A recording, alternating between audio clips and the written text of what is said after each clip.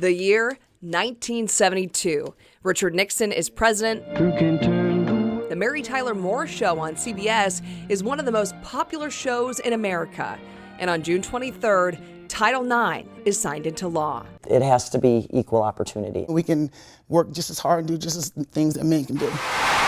The Title IX Education Amendments of 1972 prohibits sex discrimination in any educational program or activity receiving any type of federal financial aid. Whether it's man, woman, black, white, whatever you think, we're all in here together trying to help, because no one can be successful in this world without some help of someone.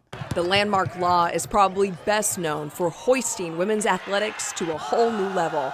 Colleges across the country started offering scholarships, giving women a shot at higher education and the chance to pursue athletic dreams. They can bring the same excitement in different ways. We're not dunking the ball, but we're shooting the three, things. But they can be role models. The things they do on and off the court are huge. Iowa State University assistant women's head basketball coach Jody Steyer remembers growing up playing against the boys because there wasn't a softball program when she was little. She says she didn't think much of it. She just wanted to play. Cyclone assistant coach Latoya Shaban had a similar start. When I first started playing basketball, there was no women's team. So I played on an all-guys team when I was in like 7th or 8th grade. In Iowa, girls basketball has a rich history. It used to look a lot different, though.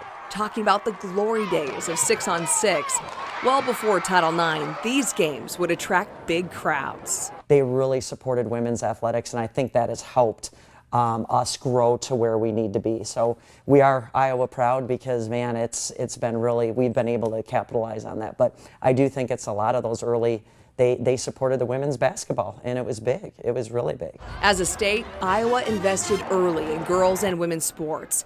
University of Iowa awarded its first full scholarship to a female athlete in 1973. The first female scholarship at Iowa State was 1979. University of Northern Iowa, 1978. Drake University, fall of 1976. And the rest, as they say, is history.